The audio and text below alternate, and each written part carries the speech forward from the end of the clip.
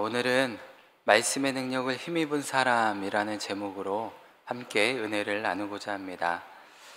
이 사도행전은 내용상 13장을 기점으로 두 부분으로 나눠진다 할 수 있습니다. 즉 이전까지는 12사도와 7 지도자의 사역을 중심으로 내용을 다루었다면 이제 13장 이후부터는 바울과 그 동역자들의 이방 선교를 중심으로 그 내용을 전하고 있습니다. 그 중에서 13장은 구브로 섬 선교와 비시디아 안디옥 선교 장면을 소개하고 있고, 이어서 14장에서는 바울과 바나바의 이고니온 선교, 또 루스드라 선교, 그리고 지금까지 선교했던 지역을 재차 방문하여 성도들을 격려하고 그 모든 활동을 안디옥 교회에서 보고하는 내용으로 이루어져 있습니다. 이러한 내용을 조금 자세하게 좀 살펴보면, 먼저 1절부터 7절에서는 이 바울과 바나바가 비시디아 안디옥에서 복음을 전하던 도중에 유대인들의 방해와 또 박해를 받게 되자 그것을 떠나 이고니온으로 가게 됩니다. 그런데 이 이고니온에서 복음을 전파하는데 역시 이곳에서도 안디옥에서와 동일한 그런 방향을 불러일으키게 됩니다. 즉 복음 전파의 결과 두 사람은 많은 유대인과 헬라인의 개종자를 얻은가 하면, 반대로 유대주의자들과 그들에 의해 선동된 이방인들에 의해 극심한 박해와 또 어려움을 겪어야 했다는 것입니다. 이러한 본문은 바울이 가는 곳마다 동일하게 일어난다는 것을 보여주고 있습니다. 이는 구원의 보편성과 제한성을 동시에 보여준다 하겠습니다.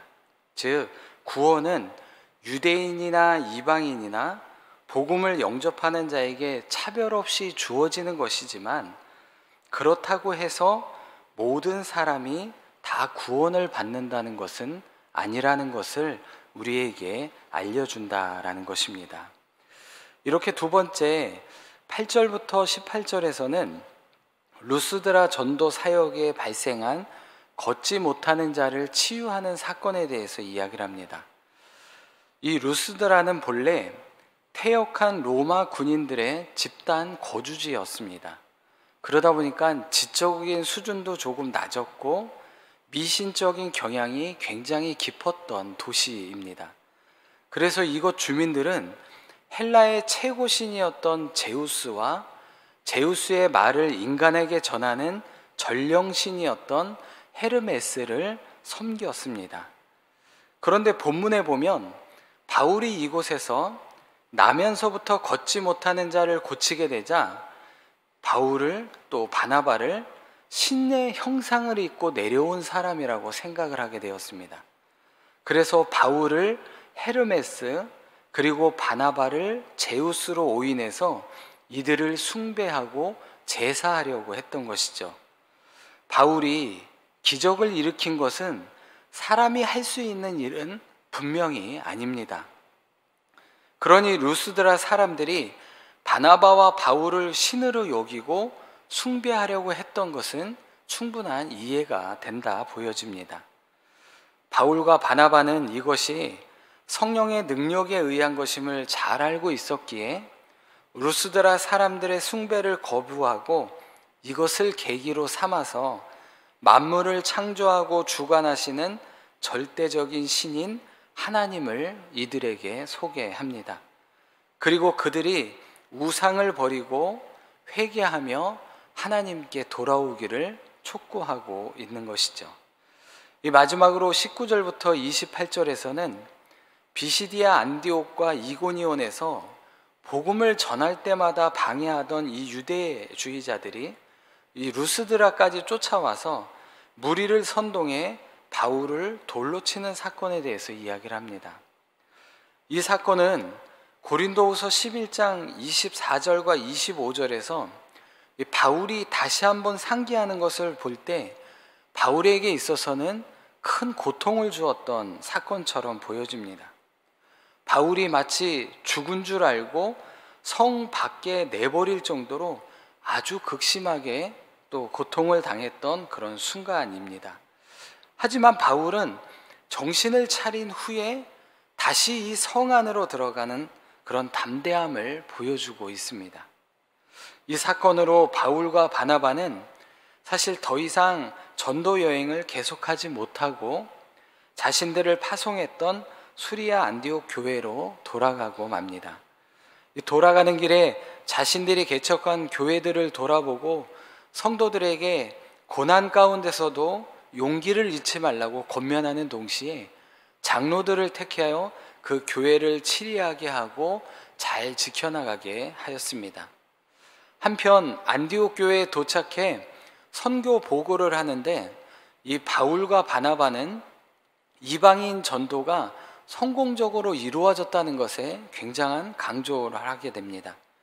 즉 이방인에 대한 전도에서 나타난 하나님의 능력과 섭리를 보고하고 계속해서 우리는 전도해야 한다는 것을 많은 이들에게 가르쳐 주었던 것입니다. 그리고 이것을 발판으로 삼아서 바울과 바나바는 제2차 선교 여행을 준비하고 이 안디옥 교회는 이방 전도의 중심지로 그 위치를 굳건히 세우게 됩니다. 그러면 오늘 말씀을 통해 주시는 영적 교훈 한 가지를 함께 살펴보도록 하겠습니다. 그것은 말씀의 능력을 힘입은 사람은 인생의 굴곡에서도 다시 일어서게 된다라는 것입니다. 20절 말씀에 보면 제자들이 둘러섰을 때에 바울이 일어나 그 성에 들어갔다가 라고 말씀하고 있습니다. 이 바울이 루스드라 사람들에 의해 돌에 맞아 죽은 것 같이 되어 성 밖에 버려졌지만 정신을 차리자 다시 성 안으로 들어갔다라는 말씀입니다.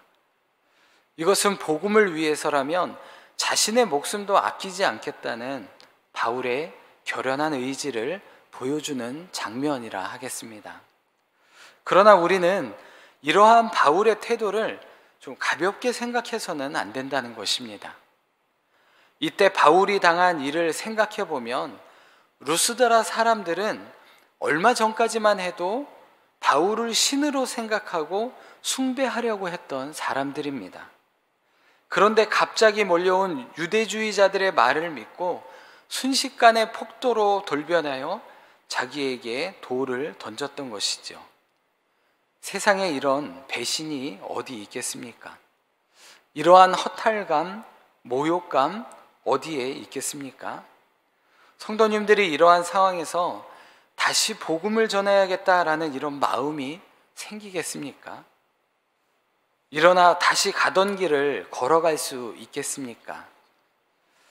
우리는 바울의 이 허탈감, 허무감, 실망감을 충분히 이해할 수 있습니다.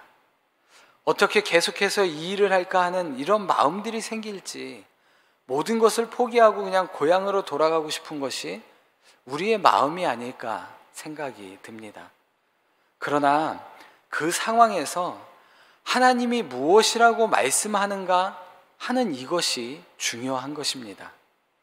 우리의 생각, 느낌, 허탈, 허무 이것이 중요한 것이 아니라 하나님께서 무엇이라고 말씀하시는지가 가장 중요하다라는 것입니다. 오늘날 얼마나 많은 분들이 이것을 잊고 신앙생활 하는지 모릅니다. 자신의 느낌만 있고 아픔만 있다 보니 자신의 작은 이러한 좌절감과 실망감을 경험하게 되면 이 신앙의 길을 떠나버리는 사람도, 사명의 길을 포기하는 사람도 정말 많습니다. 그러나 그때 중요한 것은 하나님이 우리에게 무엇이라고 말하는지가 중요하다는 것입니다. 하나님은 늘 우리에게 이렇게 말씀하십니다. 열왕기상 19장 7절 말씀처럼 일어나서 먹으라, 내가 갈 길을 다 가지 못할까 하노라 하는 것입니다. 하나님은 늘 우리를 걱정하시고 내가 일어서 갈 수 있도록 나를 지키시고 인도해 주고 있다라는 말씀이죠.